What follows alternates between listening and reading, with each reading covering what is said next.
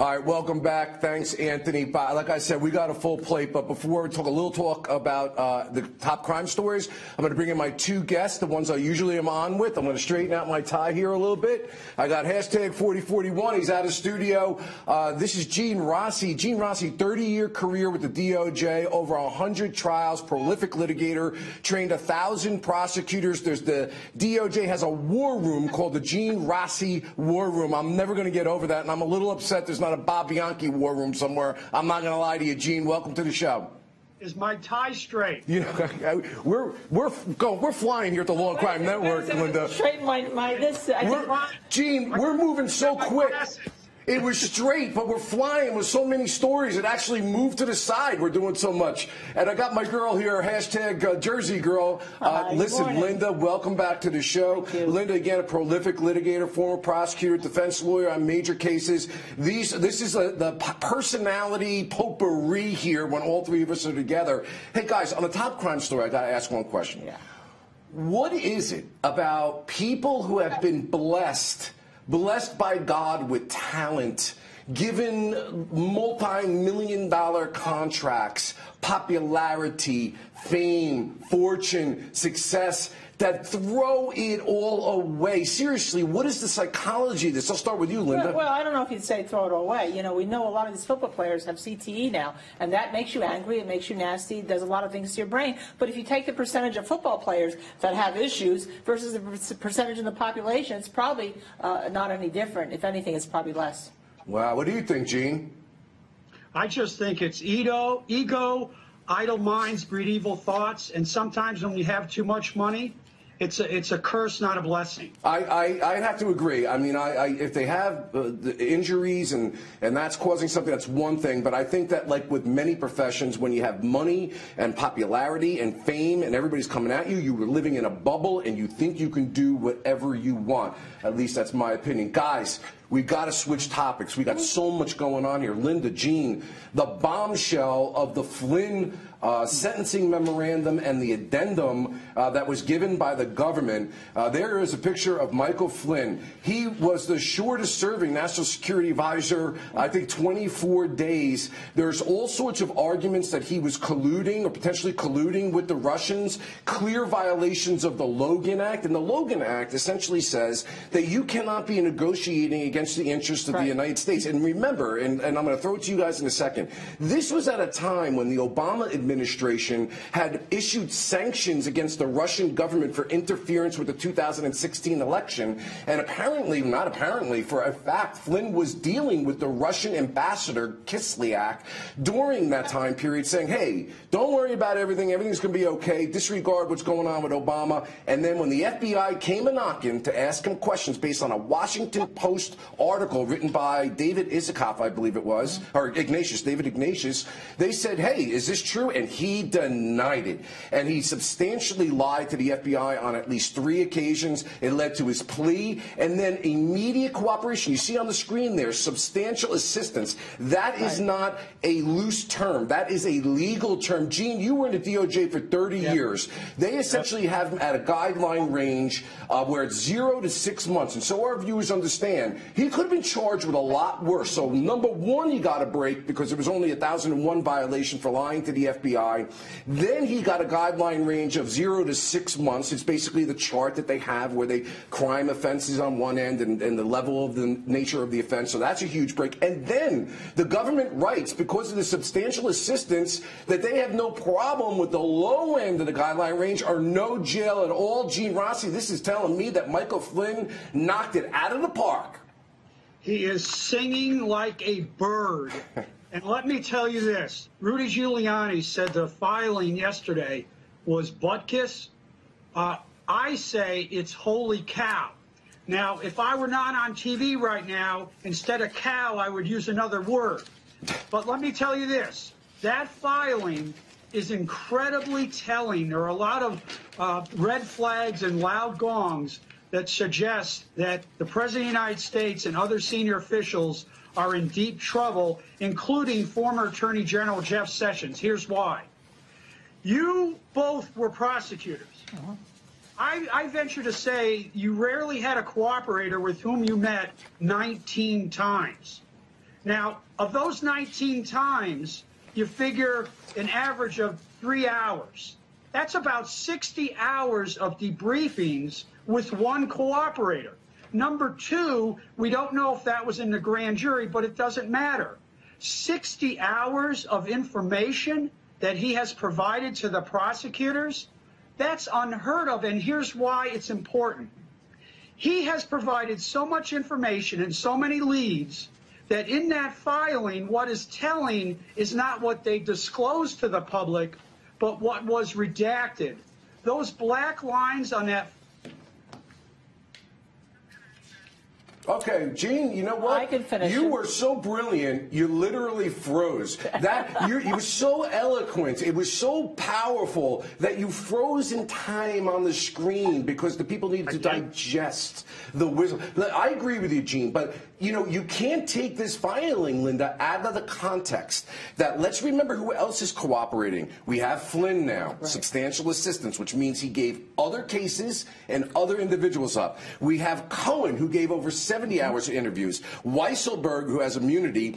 Gates, who keeps on giving, as far as I'm concerned. And Don McGahn, who gave the president's White House counsel, who gave extensive interviews. So this is just a mere smattering of an overall mosaic. Let's not forget the Trump Tower meeting about the Magnitsky Act and when he met the Russian agent, as far as I'm concerned, Vetselnskaya. And one last thing, this Trump Tower, Moscow, all the pieces are just, look, I don't care of your politics. I don't care. We're only talking as lawyers. And this spells disaster, Linda. Absolutely. First of all, you have to be upset first when you're talking about Flynn because he was a lieutenant general in the United States Army for 33 years. He's supposed to have the best interests of the United States and its people at heart. This is terrible. Let's start with that. But then when you look, I mean, there's so many black lines here. I was trying to do the old thing. Hey, can I see through them? No, I can't see through them. They are just, there's lists, obviously lists. Every single line is either a list of the investigation or the people that he's after. And when you give substantial cooperation or substantial assistance, you're not giving it to get the person that's underneath you. You're getting the person that's above you. It's like a mob filing. When they give immunity to somebody's the mob, they want something else. They want somebody even bigger than that. And that's what this is. Absolutely. And let's not forget, and again, this is not political. It seems like everyone is taking legal advice that we as prosecutors construct cases and making it into a political thing. It's not. But when you listen to comments like, hey, Russia, if you get those 30,000 emails, and Comey being fired, and literally stating in plain sight that he's fired because of the Russia investigation. Then the meeting with the Russians where the American press was not allowed, where Kislyak is there, and he said he got rid of Comey so that the whole thing can get rid of. I mean, it just stinks to high heaven. I'm not saying that anyone's guilty or not guilty. Nothing to do with politics. Nothing to do with politics. But, Gene, I mean, this is not a thing that as a prosecutor you wouldn't investigate. And lastly, my question to you is that this myth that's out there that, oh, they started here and they found the crime over there and that's wrong. This is what prosecutors do all the time. You may not get the guy in the bank robbery, but during the course of it find out that he's a massive drug dealer. You don't just say, oh, sorry, we were only investigating a bank robbery. Now that we know you're dealing kilos of cocaine a day, we're going to let that slide. Thoughts? Yes, I hope I don't freeze here. I am reminded of the immortal words of Forrest Gump. Life is like a box of chocolates. You never know what you're going to get. For Robert Mueller, Michael Flynn is that box of chocolates. Michael Flynn has 33 years of information that he can provide to Robert Mueller. He was the right-hand foreign advisor to the President of the United States. I can't imagine how much information he has provided to the Mueller team. It's incredible. Gene, just one last point before we move on. I also know that yesterday I saw a clip where President Trump, years ago, I forget the media outlet, had indicated that he believed the Foreign Corrupt Practices Act should be abolished because everyone's bribing officials in all these countries. So why shouldn't we be able to bribe them? So that defense of I'm naive, I didn't know, which is never a defense of the law. You know what amazes me, Linda? If we could use these very same defenses for our current clients, that would be amazing. But the little guy never gets that. We can't. The little guy never gets it. And we're going to talk about another case later on. But the little guy never gets it. And, Gene, when you were a prosecutor, I know you're wearing that tie to match my jacket, by the way. When you were when you were a prosecutor, if you had something like this, right, you would just say, I've got the goods on everybody. All right. Well, Gene Rossi once again comes through with the food analogy. If you call candy food, box of chocolates. Let's go to break. We'll be right back. All right, welcome back to the Law&Crime Network. My name is Bob Bianchi. I'll be with you at 3 o'clock. We are moving fast. We got an update, believe it or not, already on Christopher Watts. I mean, this guy, I'm telling you, we are never going to shake loose of this guy. Maybe we shouldn't. You may remember Christopher Watts. Those of you who watch the Law&Crime Network know that we do coverage gavel to gavel. That's how Dan Abrams wants it. That's how we give it, and that's how we love it. So Chris Watts was a guy who wound up pleading guilty. They took it out of the death penalty. He had killed his 15-week pregnant wife, as well as his 4-year-old baby, Bella, and 3-year-old Celeste. And it wasn't just bad enough that this monster killed these people. He puts his wife in a shallow ditch and then takes the 2 babies and puts them in separate drums filled with crude oil and water. I mean, give me a break. There's a picture of them right there. Now, during the course of this case, the prosecutor has been dumping loads and loads of investigative data to us. Sorry, Linda, I'm so excited that I'm just like going crazy. We can powder you later. So much investigative data. Now, part of this is that apparently Chris Watts, Linda, has been moved out of state prison, one state prison, for safety reasons to an undisclosed location.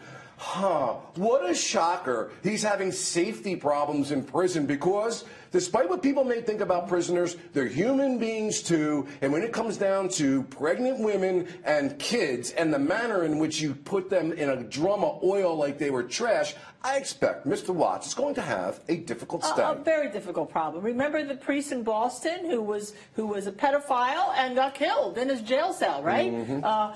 The prisoners have a class system or case system. If you may not know it, but they hate people who kill women and people who kill children. I'm not sure which is below. I think the children may hate more than the women, but they hate him. And he's going to have a safety problem his whole life, which may be short in prison. And it's too bad because you know what's going to happen? Those poor women who are now writing to him love letters, right? They won't be able to get them. Yeah, Gene Rossi, we had Julio Briones on the other day. He's a man who spent 12 years in state prison and now has a prison consulting business. Good for him. But he talked about this code, and it may not just be the prisoners. Remember he said, Gene, they have all the time in the world. It may not be today, it may not be tomorrow, it may not be next year, but it's a common. And also, watch out for the guards who may just say, you know what, I'm going to look over here while something like that's going on over there. What do you think? Well, I remember the movie Shawshank Redemption, a great movie. Also, I want to add, remember Jeffrey Dahmer? He got killed in prison. So when he got to prison, he was not a very popular figure. It's a code of conduct. And Linda's absolutely right. They can tolerate people who cheat on their taxes, sell cocaine, but if you mutilate or molest kids or vulnerable women, you are in deep hurt. Right. Now, listen, we also broke this case down. I think there's a little special extra, if it's not bad enough about this guy and what he did. It's how he tried to blame his wife and the explanations he ultimately gave to the police in order to try to avoid responsibility for this. In other words, no remorse, no sorrow. Let me blame the victim. Let's take a look at one of those interrogation tapes. All right, let me break this down for you. So now the father's there. He's got his hand on Christopher Watts, the defendant who did these horrible things.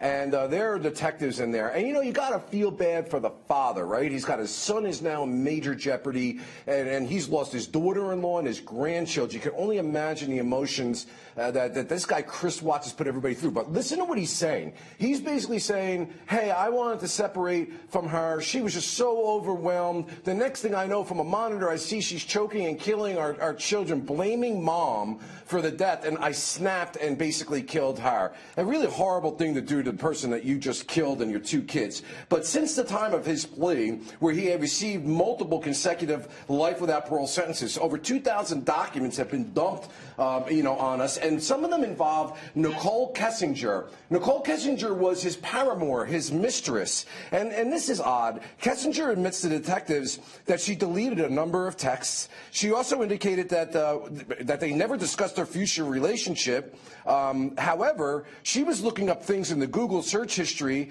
that were dealing with weddings. And before the murders, Kessinger had Googled, quote, "Man I'm having an affair with says he'll leave his wife," and, quote, "marrying your mistress," end quote.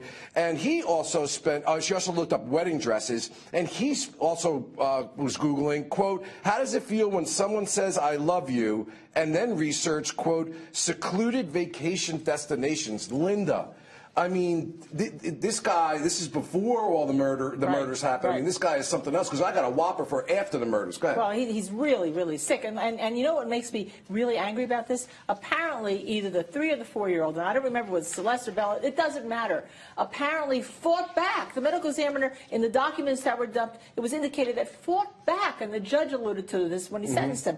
And can you imagine, your father is there, the one you love, who you think is a hero, you're being strangled by him, and you're fighting back. I can't even imagine the horror that poor young girl went through, and he has no feeling about it. I'll add 2 things to that. One, her tongue was bitten, and there's all sorts of physical damage there. And at sentencing, that came out that she had, I believe that was the child that had written, "Daddy, you're my hero," a song that he never got to hear. And yes, at the hands of her own father. You can imagine the fear. Now, Gene Rossi, something else that is interesting here is text messages from the victim, Shanann, who were indicating that she didn't feel safe with him after she told him about the baby that she was pregnant with. And it's clear from these text messages that she's sending to her friend that she's worried about what he may do. I mean, she sensed there was a problem with this guy. Well, she had a premonition based on his demeanor, his tone of voice, probably his activity. She probably suspected that he had a mistress, and that when she told him she was pregnant, he had motive. He wants to marry this mistress and have a clean slate, and in a sick, perverted way, the best way to do that is to kill your wife and 2 girls. Very sad, very sad. Yeah, you know what? I just got one last thing to say. After all of this, that's all stuff that preceded the murders. Consciousness, deliberation, opportunity to just walk away rather than slaughter your own kids. But after, a few hours after, when Shanann's friends and family are looking for her and panicking about her whereabouts, Watts is Googling, and get this, the song Battery by Metallica. And there's a line in it that includes, "Smashing through the boundaries, lunacy has found me." And another quote that says, "Pounding out aggression turns into obsession. Cannot kill the battery, cannot kill the family." Okay, listen, Christopher Watts, enjoy the ride. We'll be right back.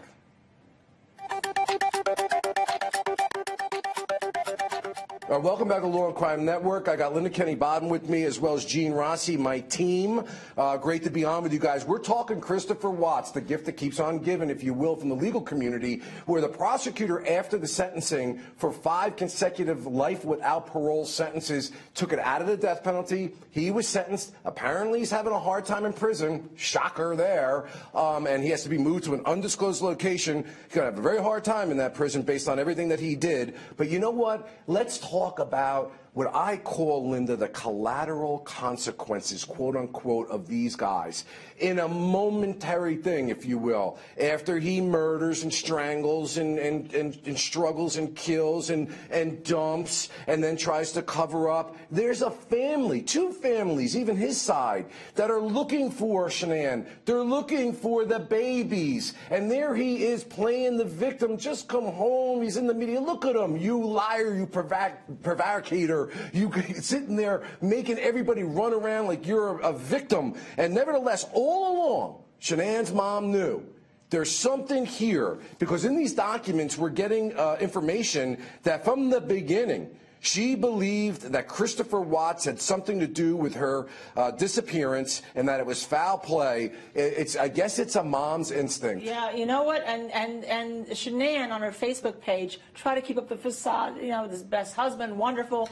But I assume that the mom, she must have confided in the mom that she was having difficulties, and so she knew. I mean, who do you suspect when the husband you think is having an affair and the wife goes missing? You suspect the husband, the first suspect, number one, and the mom kind of knew. And it is collateral because on the other side, you know, this is an unusual situation because it's the grandparents on both sides who lost their grandchildren. And why Watts' mother doesn't like to believe for a while there, remember, that her son was guilty. It turns out that she's lost her grandchildren too. So it's a very interesting in terms of the victims here. Right. Well, the mom gave a very powerful victim impact statement to the court. It in every way, shape, and form showed dignity and mercy, even some level of forgiveness and accountability. It was, I say, in all the years of homicide cases that I've either prosecuted or defended, the most powerful victim impact statement I've heard in court. Let's take a look. That's Shanann's mom. I'll tell you, that is grace and dignity personified. You, Linda, I'm a very faith-based person, and I often try to ask. We just had Allison Tevlin, whose son was killed the other day. It was really heart-wrenching. Again, random act of senseless killing, and it's always fascinated me as a prosecutor to see those people who are able to move forward, even though it's hard and it's difficult, and those who just go down an abyss of either suicide or addiction and things of that nature. And this reference to God, and I think it's just so compelling that after all of this that he took away so brutally, she says, it's not my right to decide to take your life, in other words, God's, and that's why she agreed to have it taken out of the death penalty. And boy, is he lucky, because or else you know that anyone wouldn't even want to hear the evidence. It'd be like Alice in Wonderland, sentence first, you know, trial later. Her ability to believe in God and to give her solace and to help her is just amazing. And you're right, the one thing that got me when she said, only God can take a life, which is a very Catholic thing, as you and I know from being Catholics from New Jersey. Catholics don't believe in the death penalty. They don't believe in abortion because they believe only God has the right to take a life, and that's basically what she is espousing. If you had a death penalty case, she'd be your juror, by the way. Yeah, Gene, you know, we've talked about this before, but I think it's important for our audience to understand. The prosecutor has the complete discretion to take this out of the death penalty. Now, I recall at the time when I was counting the aggravating factors in this case, there were like 7. I'm pretty confident that was the number. And you know, if there was a case for the death penalty, this would be the kind of case. Multiple victims, the closeness to the relationship, all sorts of relevant conduct that would apply. The prosecutor took it out of the death penalty. Okay, fine. But I've had a problem, and I think that this document dump is proving the point, Gene. Why didn't the prosecutor require a proffer with the defendant? In other words, say to them, before you take it out of I take it out of the death penalty, you're going to come in and you're going to tell us everything about this case, including your little missy girlfriend there, you know, who's kind of circling around looking up wedding dresses. What are your thoughts? I think the prosecutors were very generous, and the defendant should thank his ex-mother-in-law for his life. But you brought up a good point, Bob. I would tell the attorney for the defendant, we're going to drop the death penalty, but he's got to come in. He's got to pass a polygraph, too. I want him to proffer everything he knows about, you know, the circumstances of the murder for the family's sake, and also who was helping you, including Nicole. Yeah. You're right. I would have asked for that. You know, and Gene, the bottom line to that is that if the defense says no, I mean, I never pled a murder case when I was prosecutor. I refused to allow a plea to a murder case. You pled the murder or we're going to trial. The worst that happens is you don't get the death penalty, which was not going to happen in this case, and they convict you of multiple life without parole sentences anyway. So I just think it was a lost opportunity, and now gives him and his girlie, Nicole, the opportunity to talk about this for the rest of their lives, and we'll never know the real motive and the real facts. Guys, listen, I love having you on. We are doing gavel-to-gavel coverage. We got a lot more coming. Stay tuned. We're going to be right back. Okay, Gene and Linda. Gene first. Let me just recap what we just heard here in the Zachary Koehn case. This child died. He was in a diaper, same diaper, for 9 to 14 days. Body fluids pouring out of him. Under 7 pounds at 4 months, putting him in the less than 5th percentile. Dehydrated because he had no milk or water. Wasn't fed. He died because of diaper rash. And so the prosecutor very powerfully puts in that the feces in the diaper ate through the skin of the child because it was E. coli that was in the blood. It was as a result of an infection, I guess sepsis, covered in various stages of maggots. And then at 12:55 on that fateful August day, he decides to call 911 and say, my son died of SIDS. I mean, Gene, I don't know, man. Maybe I'm just getting too old or something. But I mean, like, what is happening with these kind of cases? I just think they're worse than anything I've ever seen before in my career. This is a man who had a depraved heart and engaged in torture. What he allowed to happen to that boy was nothing short of torture. I got to compliment the opening statement by the prosecution. He talked about nutrition, dehydration, and infection. But his opening was so good. I don't know if you were looking at the judge. The judge needs to keep a poker face. Even the judge was getting a little rattled by some of the facts that he was hearing. It's just inexplicable. Yeah, Linda, you know, we know this for a fact. The visceral reaction of jurors as it relates to, in my experience, two things. It's really odd. One isn't. Children, of course, and animals.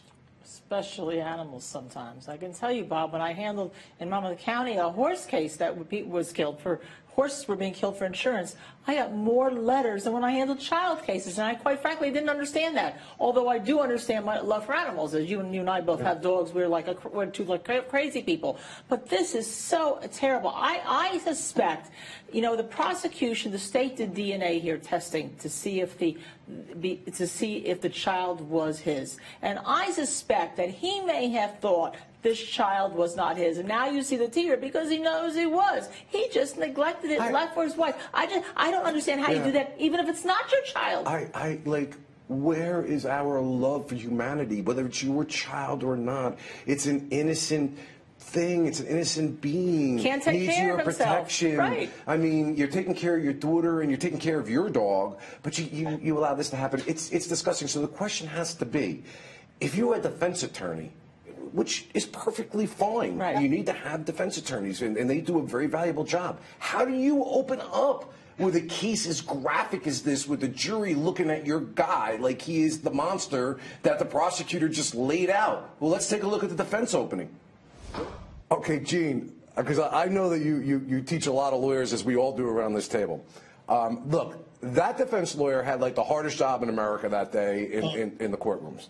But is it just me, or did the guy just keep wanting to, like, turn away from the jury and just run back into, like, I would use the example that I think he looks like the kind of guy, and I mean, he did what he could do, that wants to run to the counsel table, go into a fetal position, suck his thumb, and have somebody say everything's going to be all right. He couldn't wait to sit back down again.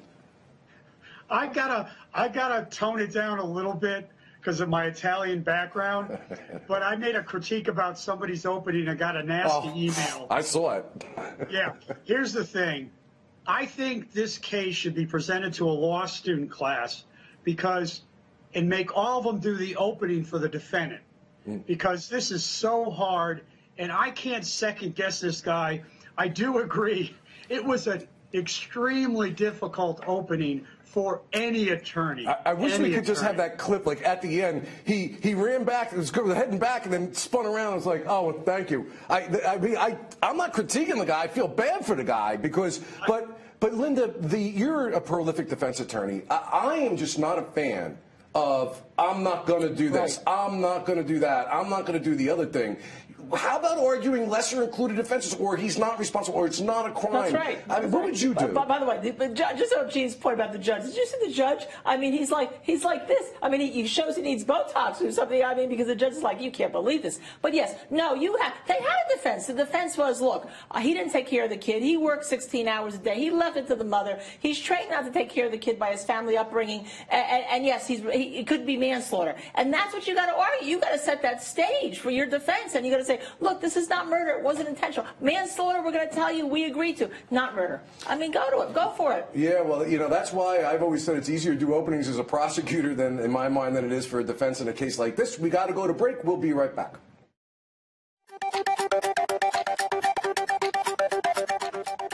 Welcome back. My name is Bob Bianchi. We are in the Zachary Koehn case. We have been all over the spectrum today. My two great guests, Kenney Baden and Gene Rossi. We were hitting Flynn. We're hitting Wants. We're doing this case. Now, Zachary Koehn, 4-month-old baby boy. We just listened to the first responder talk about the absolute horror that she witnessed. But you know what? These are seasoned professionals, folks. This is what I mean. We go on calls as EMTs all the time, all the time, all the time, all the time. We're rolling from one to the next to the next. You don't really have time to take a breath, but sometimes, every now and again, one just captures your attention and startles you. So, too, with regard to the chief of the Chickasaw. I love that, County Sheriff's Office. That's the only thing about this case I like, Linda, is the name Chickasaw. We were talking about that off air. But Chief Reed Powell, listen to a seasoned law enforcement professional talk about what he saw. Wow. Okay, so, guys, we listened to horrific testimony from the first responder, the EMS person, cold, stiff, blood coming out, bugs coming out, urine stench in the room. Now, this is a seasoned law enforcement guy. You can tell he's breaking down, crying about how small he was, how really small. You can see his bones and how tiny he is. You know what? I don't want to overemphasize this. We've already talked about the horror. I want to talk about guys like him and Tony, the pros that go through that door. You know, back in the day when we did it, we never had any kind of post-traumatic counseling or anything of that nature. I'm wondering, Gene, what do you think about this? Do you think it's a good idea that these people go through counseling when they see stuff like this? Because after a while, it's like radiation. It just adds up.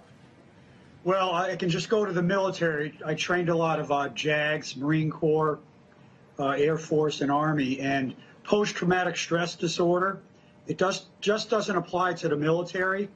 It can apply to officers who are in harm's way and experience scenes like this deputy sheriff. And every police department, in my view, should have two things: training, but also counseling. Because if you do murder and homicide investigations, at some point, child porn, sexual abuse, at some point, it gets to you. You can't sleep at night. You think about it all the time. And mental health counseling should be part and parcel of any police department or sheriff's office. Right, right. Now, I know our producers want me to do something. I'm not quite exactly sure, Linda, so I'm going to give you 5 seconds or less. Do you agree with Gene that we need this? We need to add the jurors to that list. Jurors need to have counseling after these trials. We see it all the time. They don't. All right. Let's go to the medical examiner in the case. We'll be right back.